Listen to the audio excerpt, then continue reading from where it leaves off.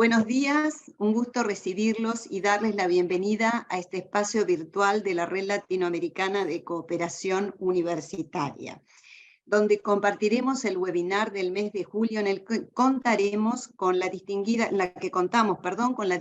presencia de la doctora Luciane Pimentel, quien va a compartir para la audiencia el tema Servicios ecosistémicos e infraestructura verde para la protección de la salud respiratoria, un abordaje de ciencia de datos para Paraná, Brasil.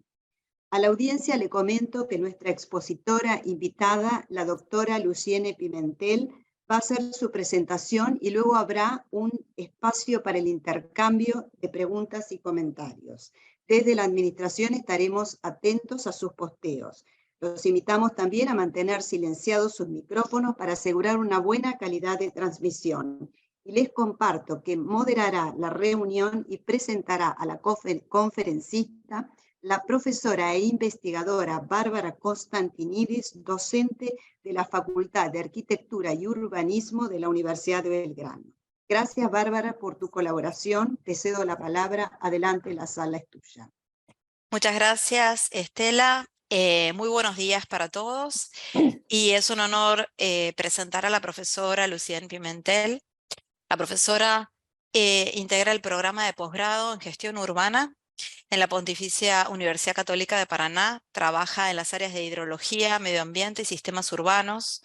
Es doctora e ingeniera civil en hidrología de la Newcastle University y cuenta con una maestría en ingeniería de recursos hídricos de la Universidad Federal de Río de Janeiro, COPE. Fue coordinadora adjunta entre los años 2016 y 2018 del programa de posgrado en la Red Nacional en Gestión y Regulación de Recursos Hídricos, Agua Polo, de la misma universidad, e integra la red NAPI de emergencias climáticas del estado de Paraná, Brasil.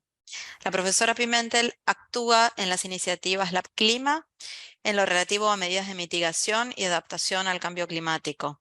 Recibió el premio Jabuti en el año 2016 en la categoría de libros de ingeniería por el libro Hidrología, Ingeniería y Medio Ambiente. Le damos entonces la bienvenida a la doctora y a su equipo que hoy nos acompaña también y le damos la palabra. Tal como mencionó la profesora Estela hace unos minutos, estamos atentos a sus preguntas a través de este mismo chat de la sesión y luego también habrá unos minutos para generar un intercambio. Adelante, Lucien, bienvenida. Bem, muito boa tarde a todos, buenas tardes a todos, e me alegra muito estar aqui com vocês, e agradeço, né, pela atenção e pelo convite que a professora Bárbara e a professora Estela me fizeram, né, há muito me encantou, me deixou lisonjeada o convite, não é? E estou disponível, né, após a minha fala, para comentários e perguntas, é claro, tá? Eu tentarei fazer uma fala não tão extensa, no sentido de permitir talvez um pouco mais de tempo, não é? Para um debate ou para conversas, enfim, entre nós e até mesmo especular possíveis colaborações, né, para o futuro. Bem, como antecipou a Bárbara, a minha fala, a minha pesquisa, né, os resultados que eu pretendo apresentar hoje de uma pesquisa que eu fiz, que culminou, que finalizou com a apresentação de um artigo, né, numa revista, e aí então eu selecionei alguns destaques, né, desse estudo para apresentar aqui para vocês hoje, tá? Então, como a professora Bárbara falou, eu faço parte dessa rede de emergências climáticas aqui do estado do Paraná, que envolve todas as universidades do estado, mais 2 universidades federais e a nossa universidade aqui também, a PUC, né? A gente chama de PUC, como Pontifícia Universidade Católica do Paraná, a gente fala PUC. Então, a PUC participa também. Eu também queria citar que faço parte de uma rede também ibero-americana, na verdade, né? Em que estão várias universidades latino-americanas, a maior parte das universidades são latino-americanas, então está envolvida, por exemplo, em Argentina, a Universidade de Rosário, envolvida nessa rede também. Conheço lá o Oscar Bragos, é o colega, né, com quem tenho interagido lá em Rosário. Então, me encanta muito estar nesse fórum, né, de países latino-americanos. Penso como Estela, já tivemos muitas cooperações com outros países, não é? Mas, às vezes, há essa lacuna, não é? De contactar com quem está mais próximo e com quem tem cultura, não é tão próxima da nossa, problemas similares, não é?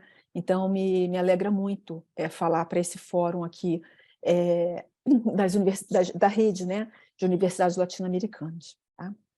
Bem, meu trabalho, eu não poderia deixar de mencionar que o trabalho tem uma conexão forte, não é, com os objetivos do desenvolvimento sustentável. E aí, então, nesse contexto, eu destaco como os ODS, como a gente chama aqui no Brasil, não é, que é Objetivos do Desenvolvimento Sustentável, ODS, não poderia deixar de citar os mais fortes, que seria o ODS 3, que é o de saúde e bem-estar, né? O ODS 11, que é cidades e comunidades sustentáveis, e o ODS 13, que é o de ações contra as mudanças climáticas. Mas, como ficará evidente na minha apresentação, por tratar da questão das áreas verdes, da infraestrutura verde na cidade, há também impacto nos ODS 1 e 2, né, sendo aquele que trata da erradicação da pobreza, e o 2, que é o Fome Zero. Por quê? Porque uma das tipologias da infraestrutura verde na cidade, justamente, são os campos de agricultura urbana. Não é? Então, essas ações de inserir a agricultura nas cidades, elas contribuem sobremaneira, tanto para o ODS 13, porque reduzem as emissões por conta da redução do transporte dentro das cidades para trazer alimentos. Elas são também áreas de sumidouro, não é? De sink, sumidouro de CO2, e contribuem no 1 e 2, que é esse de erradicar a pobreza, porque gera algum trabalho e renda, não é?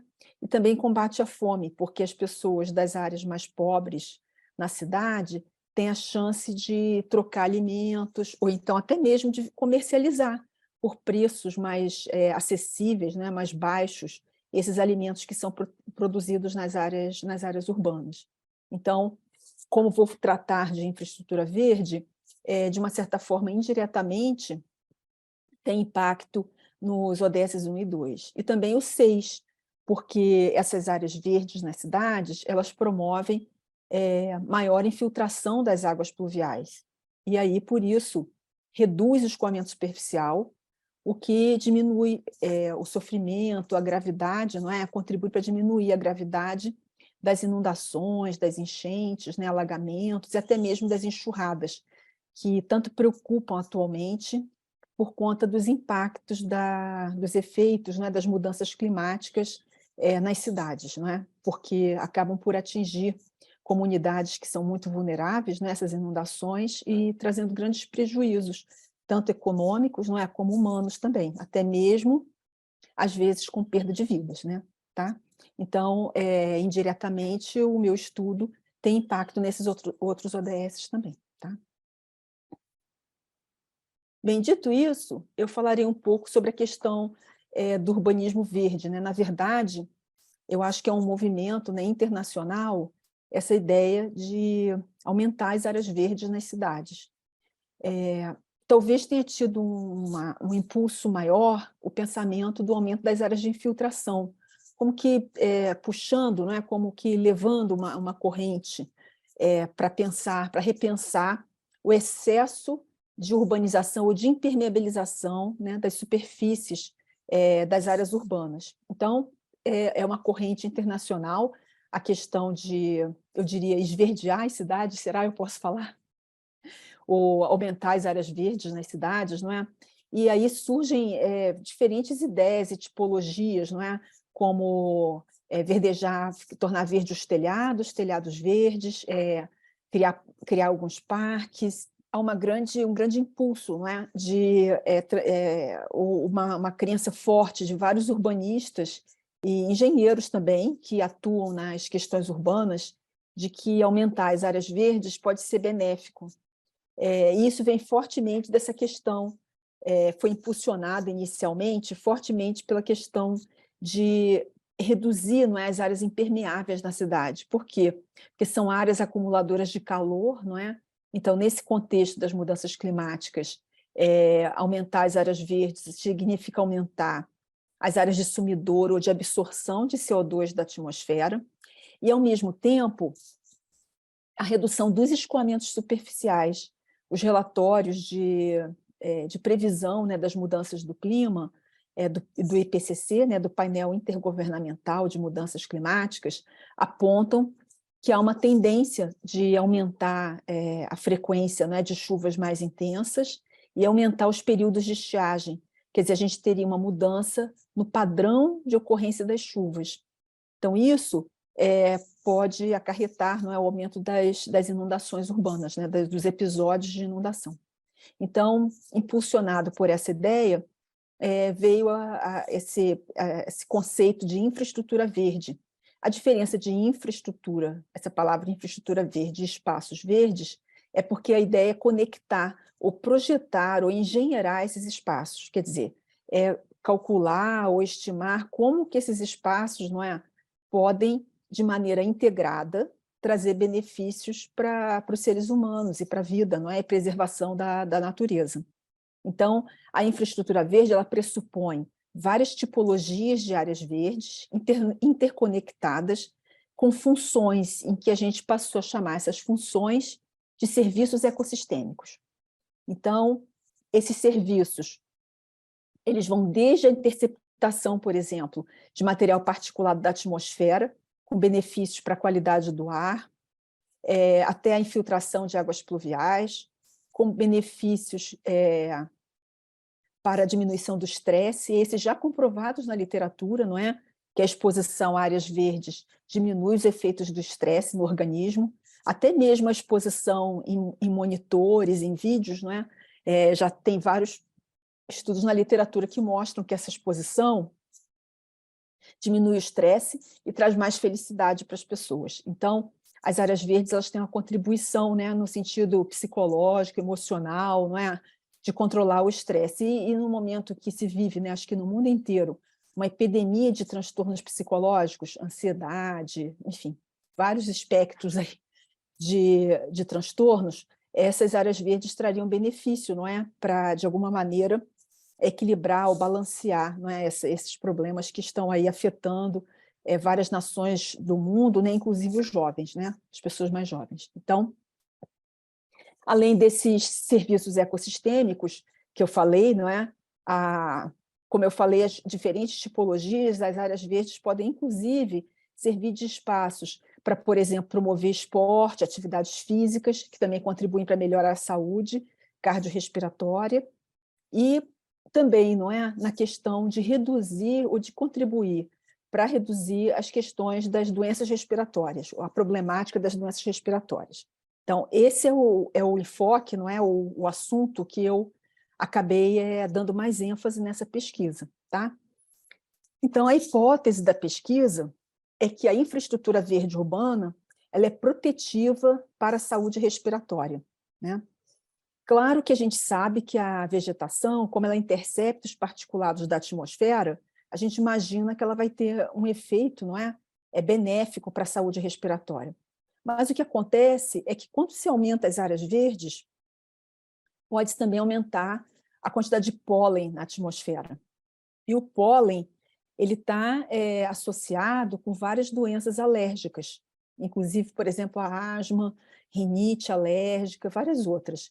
Então, existe na literatura esse debate até que ponto, não é, as áreas verdes, ou o aumento dessas áreas verdes, é um debate até na Organização Mundial de Saúde, até que ponto elas são realmente benéficas ou elas podem aumentar a quantidade de pessoas com alergias. Então, existem artigos na literatura que mostram, não é, com seus estudos, que melhora a saúde respiratória, como o que eu vou demonstrar aqui, e outros estudos que são contrários ao que eu digo, que dizem que piora a saúde respiratória. Então, é um debate que existe, ainda não existe um consenso na literatura, não é? Mas o fato é que os meus estudos, né, com os dados que usei, com a metodologia que eu apliquei, eles mostraram um impacto positivo da vegetação. Então, essa pergunta que eu queria responder quando iniciei o estudo: em que medida a saúde respiratória é beneficiada por diferentes tipologias de infraestrutura verde urbana, né? Tá?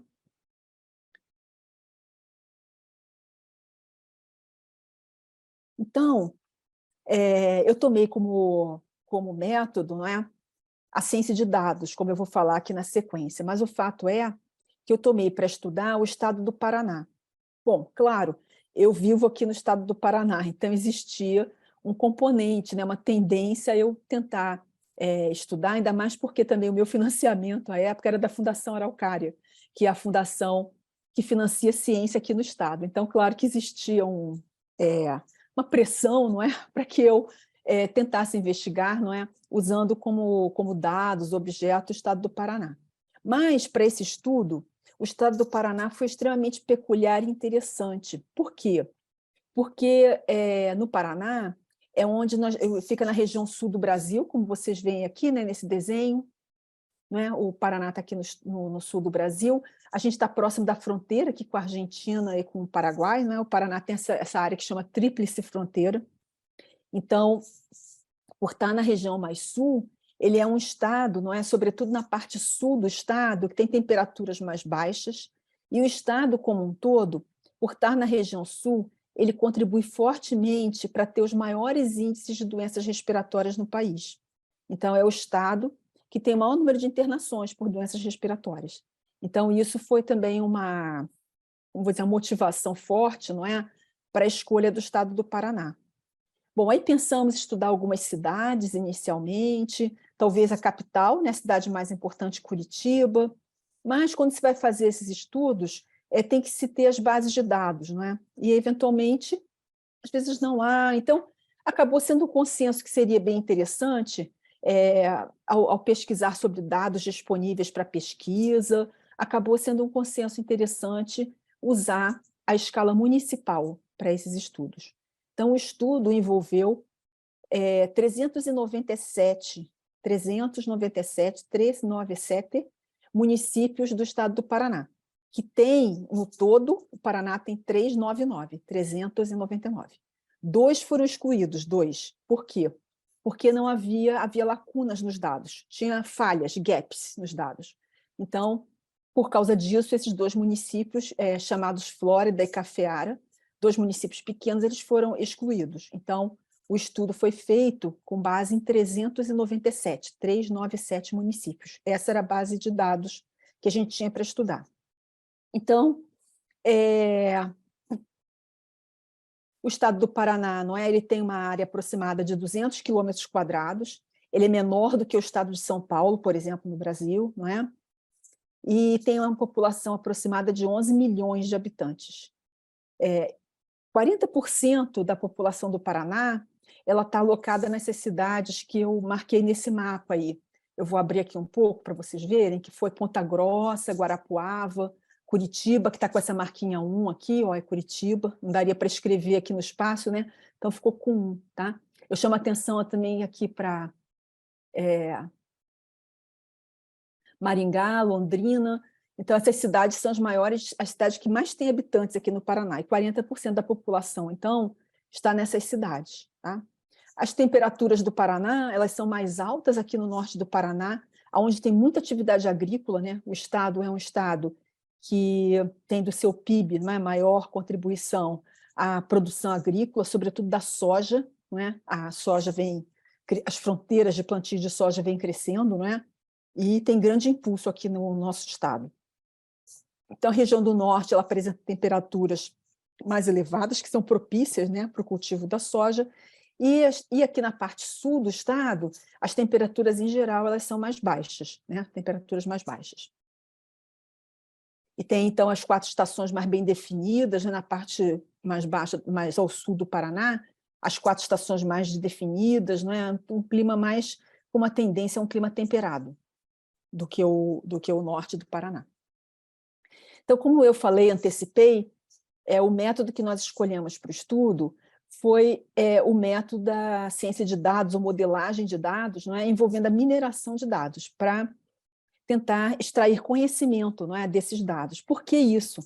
Porque esse problema, né, é o fenômeno da infraestrutura verde associado com as condições respiratórias, doenças respiratórias, ele é altamente complexo. Por quê? Porque, veja, as doenças respiratórias têm múltiplas causas, até mesmo aquelas que são endógenas, né, que são do próprio organismo, ou que podem ter alguma característica hereditária. Então, é um fenômeno, só a doença respiratória já é um fenômeno complexo. Além disso, a questão da infraestrutura verde também, porque ela apresenta várias tipologias, que parâmetros da infraestrutura verde usar, não é? Então, só isso já é como vou dizer, muitos estudos, muitas questões aí a levantar, não é? Então, é uma situação complexa, porque acaba até envolvendo a dinâmica da cidade, como a cidade, a movimentação das pessoas na cidade, não é, onde as pessoas se concentram. Então, como eu vou dizer, para explicar esse fenômeno, não é? Quer dizer, qual seria essa relação entre as doenças respiratórias e a infraestrutura verde, haveria-se que considerar vários aspectos, né, que trariam uma complexidade muito grande ao problema para se adotar uma abordagem determinística ou física para estudar o fenômeno. Então, por causa disso, nós achamos que era um problema interessante, né, para estudar através da ciência de dados, da modelagem de dados, que busca, na verdade, através, no meu caso aqui, eu escolhi a mineração de dados, então busca, através desses algoritmos, tentar extrair relações, padrões de comportamento entre as variáveis de estudo, né? Então, essa área acaba estando nessa área de inteligência artificial, não é? Que tem trazido progressos interessantes para a ciência, não é? Então, nesse sentido, né, a pesquisa foi bastante inovadora, no sentido de tentar agregar, não é, esses métodos ou esse pensamento, não é, para explicar esse fenômeno urbano das doenças respiratórias, associado com a questão da possível ampliação das áreas verdes. É uma preocupação grande da Organização Mundial da Saúde com isso. Por quê? Porque, lembra, no passado nós retiramos as áreas verdes, não é? E isso tinha uma razão para ser também. Agora nós estamos indo no movimento de aumentar as áreas verdes. Mas será que isso vai trazer, de fato, benefícios para a saúde humana, né? Então, essa é uma questão. Então, a gente achou que com a ciência de dados, tentando perguntar aos dados, não é? É como se fosse uma pergunta aos dados, quer dizer, dados, o que você acha? Mais infraestrutura verde protege a saúde respiratória ou não? E aí a primeira pergunta que vem é como eu vou representar esses fenômenos, né? Que dados eu vou usar? Então, essa eu diria que é uma questão chave, né? Digamos assim, difícil, quando se vai estudar ciência de dados. Por quê? Porque hoje em dia a gente vive um momento em que há abundância de dados, muitos dados. Então, mas qual o melhor dado para usar?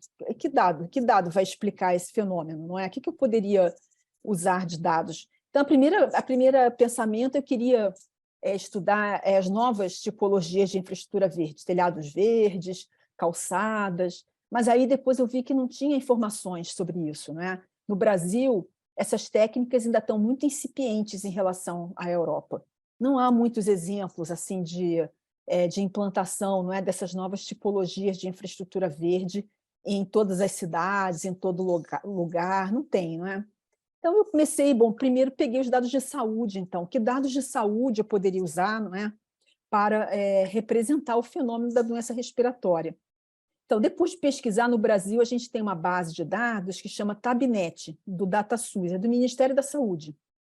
Então, ali, os municípios todos informam, né, por Código Internacional de Doença, no caso da respiratória, é CID, CID 10X, é o código, né, para doenças respiratórias. Então, esse banco de dados é um banco de dados nacional, no nível municipal, ele acumula dados para todos os municípios do país, não é? Da estatística de internações hospitalares, pessoas que foram afetadas por doenças respiratórias, mas nós achamos que a internação hospitalar ela traria de forma mais aguda, não é, a situação, porque dado que a pessoa tem uma doença respiratória e ela é internada no hospital, já mostram uma certa gravidade dessa situação. E também, ao ser internada no hospital, isso provoca um impacto social maior. Por quê?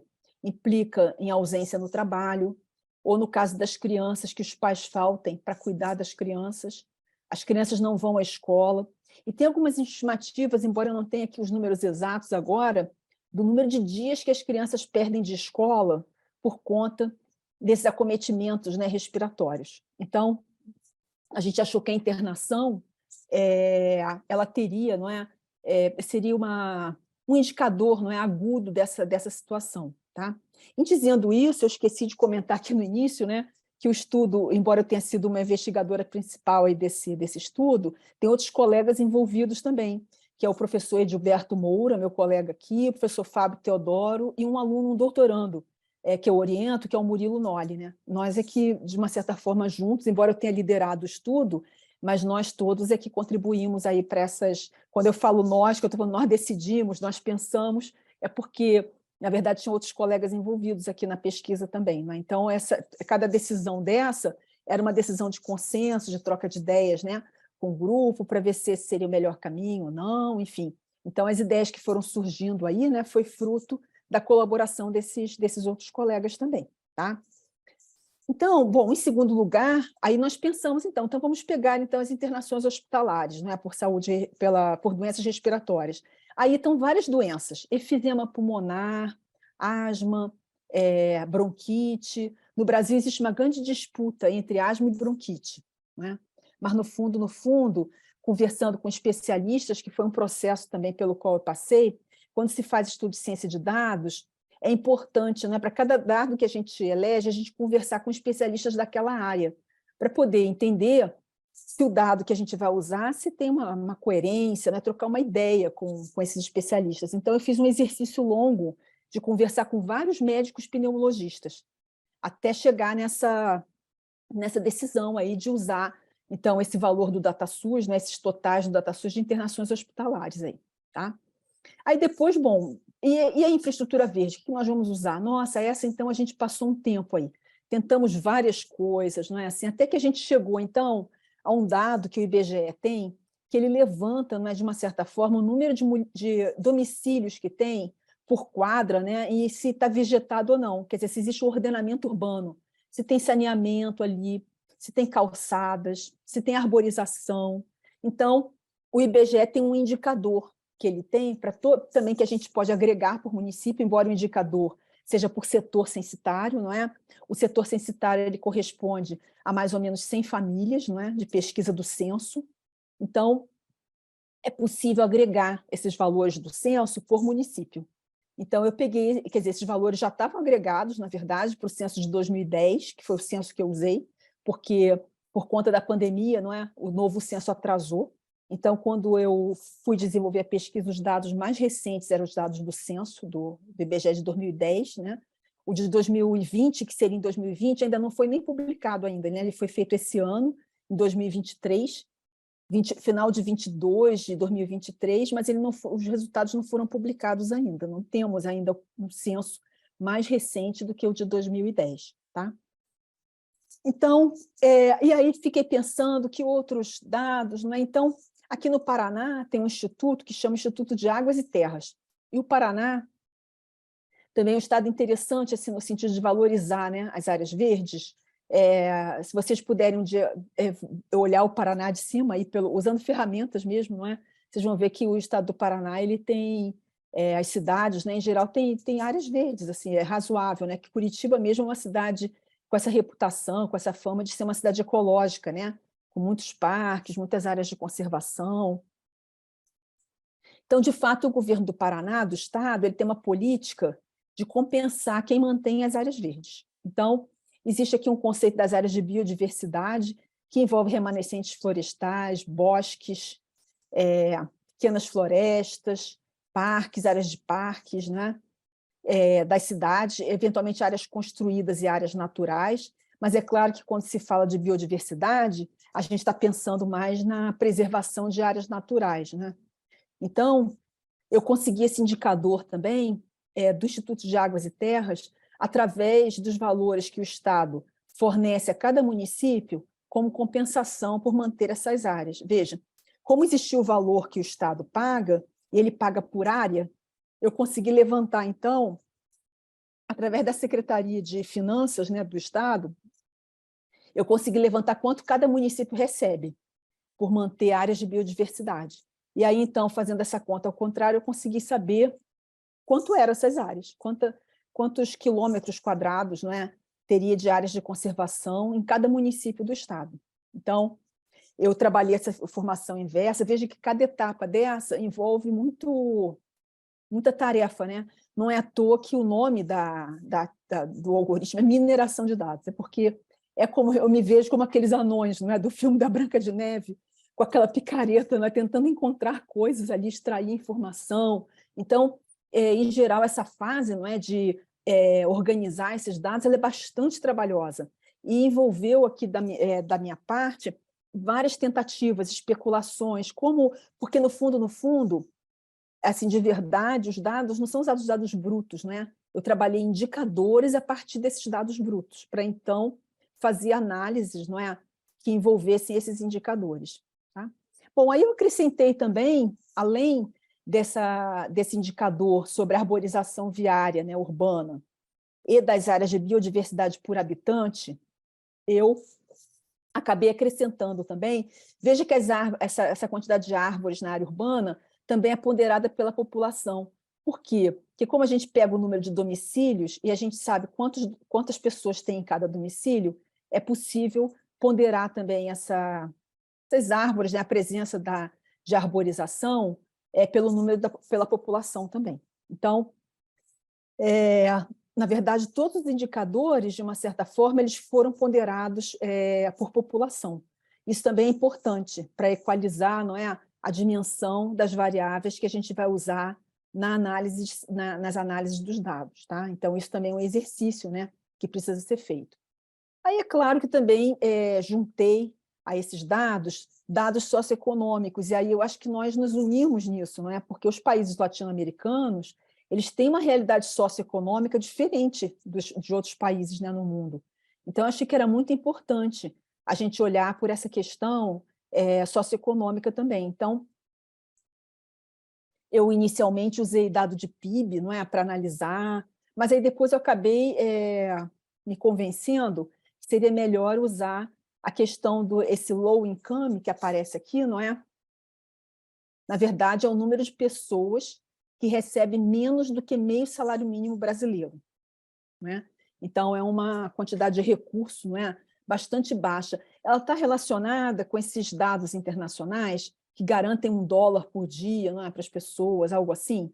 Então, foi feita uma análise para aquele tempo, né, de 2010, eu levei os valores para o passado para poder analisar isso, e aí tem ali uma estatística que dá como se fosse um índice de pobreza, na verdade, não é, relacionado com o valor que as pessoas conseguem aferir, não é, mensalmente. Tá? Então, além disso, né, densidade demográfica, índice de desenvolvimento humano, são indicadores assim, quase que internacionais, não é? Que, de uma certa forma, dão uma ideia da situação socioeconômica. Então, a ciência de dados, eu também usei veículos, não é? A quantidade de veículos na cidade, também do sistema de informação que a gente tem de trânsito, eu considerei a questão dos veículos, porque acho que as emissões, né, dos carros contribuem para essas questões de doenças respiratórias. Bom, então, fazendo todas essas etapas que correspondem à ciência de dados, primeiro análise de consistência, organização dessas bases, análise de estatísticas básicas desses dados, não é? Todos esses dados foram analisados, assim, correlações entre eles individualmente, média, desvio padrão, a distribuição probabilística desses dados. Foram feitos vários estudos de estatística básica que são intrínsecos à ciência de dados. Então, essas variáveis elas foram, como é que eu posso dizer? Foram inspecionadas a fundo, né? Foram analisadas, estudadas, reestudadas, a fundo, assim, foram colocadas em teste, né? Se elas seriam capazes de responder a esse fenômeno que eu queria estudar. E aí faz parte desses estudos, além dessas análises estatísticas básicas, faz parte também estatística multivariada, por exemplo, calcular as matrizes de autocorrelação, análise de cluster, não é? Então, todos esses métodos foram empregados. Além de eu ter empregado também um outro algoritmo, não é, de mineração de dados, que é chamado CBA. E eu apliquei esse algoritmo no sentido de identificar padrões, não é? Padrão de comportamento entre as variáveis de estudo. Tá? Então, o primeiro resultado que eu obtive foi essa questão aqui que está mostrando nesse gráfico, que aqui mostra a morbidade, né, por cada 100 habitantes. Claro que eu adotei 100 habitantes, mas eu fiz outros exercícios adotando 1.000 habitantes, 10.000 habitantes, e 100 habitantes foi um consenso assim, meio que da literatura. Eu encontrei vários estudos feitos na literatura que acabam ponderando, né, as morbidades, as internações hospitalares por cada 100 habitantes. Inclusive, um grande instituto de pesquisa aqui do Brasil, que é o IPED, pesquisas econômicas aplicadas, talvez você já tenha ouvido falar, não é? Então, o IPEA, né, ele apresenta os estudos dele para a área de saúde, ponderando assim para cada 100 habitantes. E aí eu segui esse mesmo caminho. Tá? Eu reparei uma coisa interessante, estudando os dados, que no Paraná, meio que praticamente a metade dos municípios tem essas áreas de proteção da biodiversidade e metade não tem. Um pouco mais da metade tem, um pouco menos da metade não tem. Não é? Então, achei interessante isso, eu fui comparar para ver como é que era o comportamento dessas variáveis, não é, de internação hospitalar. Claro que, como eu me preocupei com questões socioeconômicas, não é, e dados demográficos, eu acabei separando também, segmentando as populações por população jovem, com menos de 18 anos, população acima de 60 anos, mulheres e homens. Não é? E a população total também, total de homens, total de mulheres e o total da população. Então, esse gráfico que vocês veem aí, eles têm uma área uma linha cinza, né? Eu acho que aparece em cinza para vocês, uma verde mais clara e uma verde mais escura. Né? Então, a cinza, elas são municípios que não têm área de biodiversidade. Então, reparem que em quase para todas as situações, praticamente, a não ser para as mulheres acima de 60 anos, há claramente um número maior de internações hospitalares por doença respiratória, para esses municípios que não têm a área de biodiversidade. E o verde claro é quando a gente considera o total de municípios, todos os municípios juntos. Não é? Então, em média, eu percebi que os municípios que têm área de biodiversidade, não é, eles têm um número menor de internações. E isso aconteceu para todos os grupos, exceto para o grupo das mulheres com mais de 60 anos. Mas todos os outros grupos, não é? Houve das mulheres ali uma proximidade, mas não posso afirmar que a média é maior do que a média para os municípios que não têm, que a média é menor, né, de internações, o valor de internações é menor para os municípios que não têm infraestrutura verde na representação das áreas de biodiversidade. Eu fiz também uma outra análise em que eu peguei, na verdade, eu recolhi umas estimativas do IBGE de população para os próximos anos. Mas o problema é que essas estimativas, né, porque o Banco de Dados de Saúde, ele tem dados depois de 2010, né? A gente não tinha os do censo, mas ele tem dados depois de 2010. Então, eu também me preocupei em estudar esses dados mais recentes. Então, eu peguei os dados depois de 2010 também e acumulei por todos esses anos aí, que são 10 anos. Né? Então, por 10 anos eu acumulei também o número de doenças de internações por doenças respiratórias ao longo de todos esses 10 anos e fiz o mesmo exercício, ponderando pelas populações, não é? E aí eu usei algumas estimativas do IBGE, que o IBGE faz, estimativas estatísticas de quanto a população vai crescer. Então, ele tem um pouco mais de incerteza, porque aqui eu não usei dados que foram inferidos pelo censo, eles são estimativas, não é? De crescimento da população. Então, eu adotei esses dados também e eu observei, né, que a mesma tendência aconteceu, mesmo usando os dados acumulados, né, desse tempo, a tendência foi a mesma aqui para os municípios do estado do Paraná. Os que têm mais áreas verdes apresentam um número médio de internações menor do que os que não têm área verde, ou mesmo comparando com as médias quando eu considero todos os municípios. Tá? Nós achamos esse dado interessante, não é? E aí também aqui no mapa, nesse mapa, também dá para observar, não é, como isso se deu. Então, chama atenção que as bolinhas aí, elas estão relacionadas com as internações hospitalares.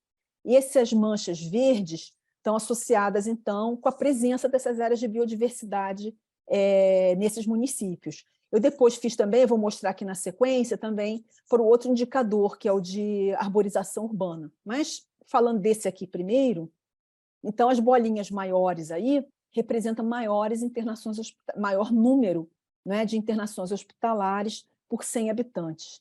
Então, reparem, não é, que esses municípios que estão com a cor branca são os que não têm área de biodiversidade. E os que têm tons de verde são os que têm. Né?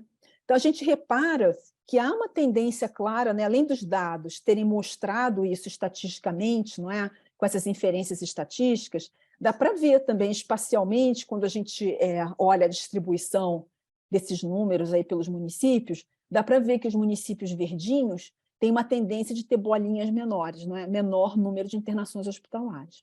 Nós fizemos o mesmo tipo de análise considerando outro indicador da arborização urbana, não é? Mas aí, com esse indicador, a gente não conseguiu uma clareza, não há um comportamento tão evidente como houve com a questão das áreas de biodiversidade. Não é tão evidente assim, que eu não posso afirmar, né, estatisticamente, os índices que a gente encontrou, as inferências estatísticas não permitiram afirmar, não é, que maior arborização contribui para menos internações hospitalares. A gente não conseguiu comprovar isso estatisticamente, embora para vários municípios mostra isso. Vejam esse município bem verdinho aqui, Londrina, olha, tem um baixo número de internações hospitalares e ele tem bastante arborização, não é? A gente conhece, aqui é um município famoso aqui como Maringá, esse outro aqui, ó, e que são famosos aqui por terem uma arborização viária, né, muito boa, muito interessante, tá? Então, foi o indicador de biodiversidade que nos deu maior confiança para afirmar isso. Bom, aí vem os dados socioeconômicos também, mas nós observamos na matriz de correlação que existia uma correlação forte, né, positiva, entre os índices de pobreza e as internações hospitalares, ou seja, quanto maior o percentual de pessoas que recebe menos ou até um salário mínimo, né, até meio salário mínimo por mês, apresentam um número maior de internações hospitalares. Então, aqui são essas manchas aqui nos tons de rosa e vermelho, que são esses municípios que apresentam piores indicadores de pobreza, não é? Mais pessoas pobres. Então, vejam que as bolinhas também são maiores para esses municípios. Então, nós vimos, na verdade, percebemos daí, além de, claro, de considerar o resultado da análise de cluster também e outras análises, né, dos dados, nós percebemos que esse parâmetro, né, que a gente chamou de low income, que é essa renda mensal, não é? Que seria um indicador de pobreza, ele tinha uma forte correlação também, não é? Se comparado aos outros indicadores que nós usamos, com a ocorrência com as internações hospitalares por doenças respiratórias. Então, nós percebemos que esse componente socioeconômico, ele também é bem importante, né, de ser considerado nesse fenômeno. Tá? Bom, aí por último, já que quase concluindo, nós então fizemos também, como eu falei, não é, essa análise, aplicamos esse algoritmo, né, de mineração, que chama CBA, que ele busca extrair conhecimento, né, ou extrair padrões de comportamento. Então, o algoritmo ele funciona primeiro estratificando os dados em tercis, não é? Classificando os dados, né, por exemplo, as amostras que estão no primeiro, no segundo, no terceiro tercio. E aí ele faz essa análise entre as variáveis, considerando esses tercis, não é? Por exemplo, se variáveis do extrato com valores absolutos mais altos daquela amostra estão correlacionados com os mais altos do outro indicador, ou se estão correlacionados com os mais baixos do outro indicador. Então, o algoritmo ele faz esse exercício, não é, de correlações, considerando essa estratificação da amostra no sentido de extrair conhecimento. E ele nos dá algumas estatísticas, que aqui, no caso, é o suporte, não é? E a confiança, não é? São dois indicadores de estatística que ele dá para cada uma dessas situações. Então, aqui, quando está escrito aqui high, né, nesse quadro aqui, ó, quer dizer que ele está pegando o tercio mais alto, quer dizer, os valores mais altos da amostra, não é? Então, aqui, por exemplo, o URB, ele está associado com a ordenação urbana, presença de calçadas, de árvores, presença de rede de drenagem, não é? Então, aqui está relacionado com esse... então, essa análise, não é, mostrou que ele aprendeu com os dados, por exemplo, que quando eu tenho mais urbanização e mais saneamento, eu tenho também, olha, maior quantidade de árvores naquele quarteirão, o que é razoável, quer dizer, não me trouxe nenhum conhecimento novo, mas mostra para mim que o algoritmo está sendo capaz de interpretar corretamente a realidade, né? Então, por isso eu destaquei essa... Ele apresenta várias regras, na verdade, não é? Eu posso limitar o número de regras que eu quero, então, mas aqui eu destaquei algumas regras que eu achei interessantes, mas ele apresenta, por exemplo, mais de 2.000 regras entre relacionando, não é? As amostras nos diferentes tercírios, os diferentes indicadores, não é? Então, eu selecionei essas. Essa aqui eu selecionei por isso, para mostrar que como assim, que estava tendo que o algoritmo estava percebendo certo, estava percebendo aquilo que é esperado, né? Tá? E aí eu tive um suporte razoável aqui de 12, não é? Níveis de confiança também razoáveis, não é? E aí, continuando aqui, por exemplo, para esse agora aqui que a gente relacionou biodiversidade com a questão da renda, não é? Os veículos e as doenças respiratórias. Então, aqui a gente observou, não é, a relação entre a alta quantidade de veículos, não é, com o tercio baixo de internações hospitalares, com low income, quer dizer, com pessoas mais pobres, não é? E biodiversidade aqui em níveis médios, no tercio intermediário, não é? Correlacionado também com a população urbana. Quanto mais população urbana, não é? Maiores esses valores aqui. Então, aqui a gente obteve um índice de suporte baixo, mas obteve uma confiança bem alta. Tá? Os resultados, eu tenho que dizer, não é, revelar, que esses resultados da aplicação do algoritmo do CBA, eles precisam ser aprofundados, né? A gente obteve algumas regras que não tinham tanto sentido, outras que faziam bastante sentido, não é? Mas eu aprofundaria ainda esses estudos. Mas, por outro lado, a razão maior de ter feito esses estudos era porque a gente tem grande interesse, na verdade, em observar, não é, essas relações no espaço intraurbano, dentro dos municípios, porque aí a gente teria uma chance de intervir em políticas públicas, por exemplo, não é? No zoneamento urbano, nos planos diretores, com esses dados, com esses indicadores. Não é? Então, mas os resultados eles foram positivos. Não é? Então, isso incentivou a gente a aprofundar a pesquisa, que é o que a gente está fazendo agora. A gente está tentando estudar agora essas questões para a escala, não é, espacial dentro do município. Tá? Bom, agora, então, passando para as conclusões, aqui para a gente finalizar, não é? Eu vi que, em média, quer dizer, uma das conclusões, né, desse nosso exercício de dados é que, em média, o número de internações hospitalares por doenças respiratórias elas são menores, não é, em municípios que têm mais áreas verdes de conservação da biodiversidade. Bom, claro que todos esses resultados foram debatidos com a literatura, foram discutidos na literatura. Então, eu encontrei alguns estudos da Nova Zelândia e da Austrália que apresentam a mesma tendência. Lá eles acham, quer dizer, os pesquisadores desses estudos, eles acham que porque as áreas que têm mais biodiversidade, as pessoas expostas a essa biodiversidade, elas têm mais imunidade.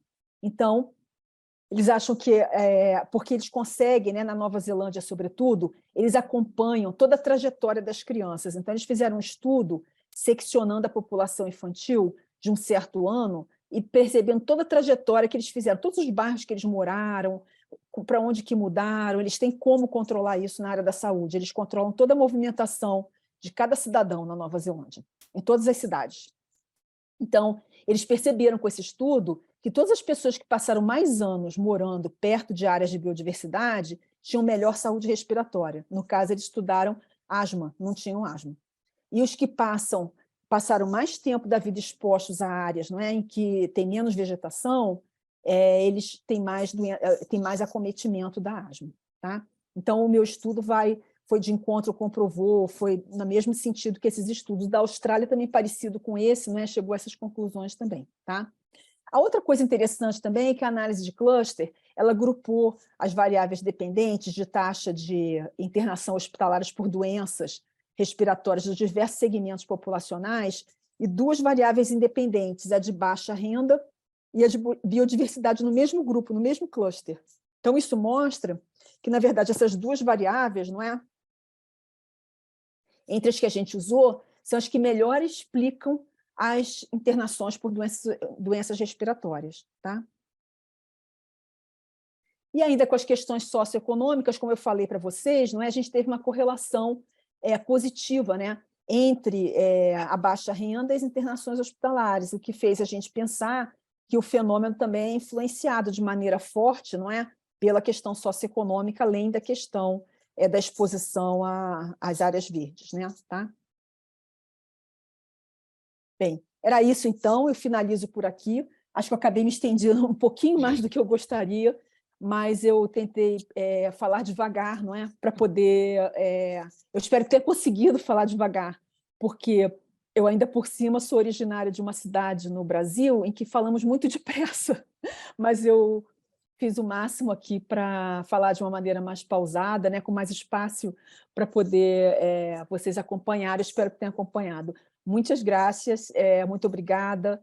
Eu deixo aí meu e-mail para que, se quiserem fazer algum contato posterior, alguma questão, eu estou aqui à disposição, como quiserem. E também à disposição das colegas professoras, não é? Para possivelmente no futuro podermos aí identificar, não é, uma linha de pesquisa em comum, possamos desenvolver uma pesquisa em conjunto, um artigo, quem sabe, não é? Estou aqui aberta também para cooperações, tá bom? Muito obrigada. Muchas gracias, profesora Luciana. La verdad es que el tema me parece que es interesantísimo y el hecho de que también se haya prolongado nos permitió entender muchísimo más cada uno de los pasos de la metodología y cómo se llegó a las conclusiones. Estaba viendo en el chat que ya por el horario algunos de los asistentes se han tenido que retirar, pero no sé si hay alguna pregunta en la sala. Si no, yo concluiría con algunos comentarios y sí una pregunta que me gustaría hacerle antes de finalizar. No veo que haya ninguna pregunta Adelante, en el Bárbara. chat. Bueno, a ver, como tomé algunas notas que me parecieron interesantes de relacionar con lo que son situaciones que vivimos también en otros países, ¿no? Como para poder relacionar estas realidades que muchas veces son coincidentes. Me pareció interesante la observación que hizo sobre la adquisición de los datos y las barreras, ¿no? En cuanto a la responsabilidad sobre el manejo de información que no siempre es generada por el mismo proyecto, sino que por supuesto depende de las políticas de datos abiertos que los ministerios tienen.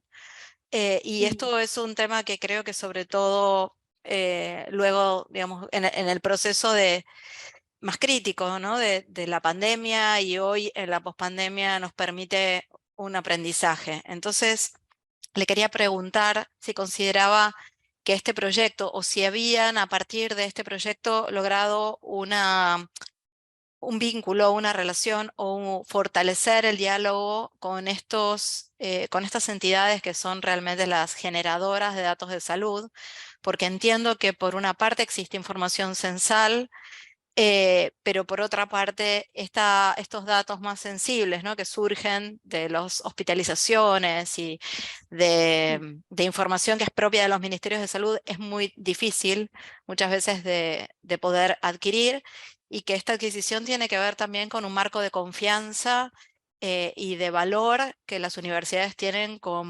realmente como articuladoras hacia la población, ¿no? hacia poder hacer una verdadera devolución que correlaciona finalmente información ambiental con información hidrológica, con información de salud y que nos pone en un marco mucho más de transparencia, ¿no? y de interoperabilidad necesaria entre la información abierta que generen los diferentes ministerios. ¿Se pudo lograr este diálogo y cómo ve este camino de articulación? Sim, sem dúvida, não é? O Brasil tem caminhado, ou vinha caminhando, né, alguns anos atrás, com políticas muito abertas para compartilhamento de dados, né, organizando essas bases nacionais de informação. Eu tenho que dizer que nós tivemos um retrocesso nos últimos anos, não é? Com relação a essas questões de abertura para dados, não é? A gente teve um certo retrocesso em que eu espero agora que a gente esteja vivendo um novo momento político aqui no Brasil, em que a gente vai retomar essa jornada. Mas o fato é que o DataSUS ele é um banco de dados, né, o Tabnet, o nome do banco de dados é Tabnet, na verdade, e que é dessa iniciativa digital, assim, de digitalização dos dados do Ministério da Saúde. Ele já é um banco que vem recebendo dados, né, desde a década de 80. A gente tem dados desde a década de 80 no DataSUS. Então, ele é uma base de dados já bastante consolidada, não é? E já encontramos na literatura vários artigos, não é, que usam esses dados do DataSUS. O que a gente pode observar é, às vezes, uma defasagem na rapidez de atualização desses dados. Porque os dados eles são alimentados pelos municípios, pelas secretarias de saúde e pelos estados, não é? Então, o que ocorre? Os municípios que têm maior capacidade econômica, de funcionários, não é? Eles conseguem alimentar essas informações mais rápido. E os municípios que não têm essa infraestrutura ou essa proficiência maior, né, de funcionários capacitados, municípios menores, sobretudo do norte e do nordeste do Brasil, que são áreas do país menos desenvolvidas ainda. O Nordeste cresceu muito nos últimos anos, não é? Mas, ainda assim, se comparado com as regiões sul e sudeste do Brasil, ele ainda apresenta uma maior quantidade de municípios, não é? Que têm problemas assim, de carência de funcionários, de capacidade de pessoal, embora ele seja heterogêneo, porque existem municípios, por exemplo, como Recife, Fortaleza, com o qual vocês interagiram, que não há nenhuma diferença desses municípios com os municípios da região sudeste. Mas, quando se considera todos os municípios da região, a gente vai encontrar uma heterogeneidade, uma diferença maior do que entre os municípios do sul e do sudeste. Mas o fato é que, quando se consideram anos passados, não é? Isso não vai afetar tanto, porque nós não estávamos analisando dados bem recentes e também não tivemos objetivo de analisar nada com relação à Covid, sabe, Bárbara? A gente não estava preocupado com isso na época, até porque os dados de Covid eles foram sendo primeiro atualizados nas bases internacionais, aquela da Johns Hopkins aqui no Brasil. Uhum. E depois é que o DataSUS foi atualizado. Agora é que o DataSUS já consta dos dados da época da pandemia. A prioridade foi atualizar as bases internacionais, ao invés de atualizar a nossa base interna. E, de qualquer maneira, a gente desconfia muito dos dados de Covid do Brasil, porque houve, na época, uma política, não é, de, como é que eu vou dizer, tentar mascarar um pouco, não é, ou criar uma notícia melhor para a população. Então, a gente sabe aqui internamente, né, que houve muita subestimação desses valores. Então, esses valores não foram incluídos na amostra, até porque a nossa preocupação era com a questão da infraestrutura verde e a saúde respiratória. Se a gente fosse incluir o Covid, haveria, né, provavelmente uma supervalorização desses valores e ainda com dados incipientes, quer dizer, porque ali você podia ter agravamento de doenças respiratórias por causa da infecção com Covid. Na época também a gente tinha mistura ainda, olha, com dados de dengue, porque a dengue tem sintomas parecidos com o início do Covid. E os médicos não estavam treinados para definir o que era Covid, o que era dengue. No Brasil tem muita dengue.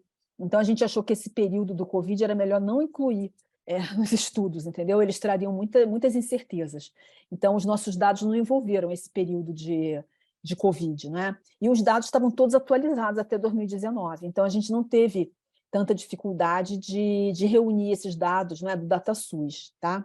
Só mesmo aqueles 2 municípios que eu falei, que tinham lacunas, e provavelmente está associado, porque são municípios muito pequenos, e às vezes tem dificuldades de passar os dados, né, em tempo, assim, para o lá no sistema do Ministério da Saúde. Veja que cada Secretaria da Saúde alimenta o DataSUS, ele não tem uma área central para pegar todos esses dados e alimentar. Cada Secretaria de Saúde descentralizada no país vai alimentando direto ali, digitalmente, esses valores, né?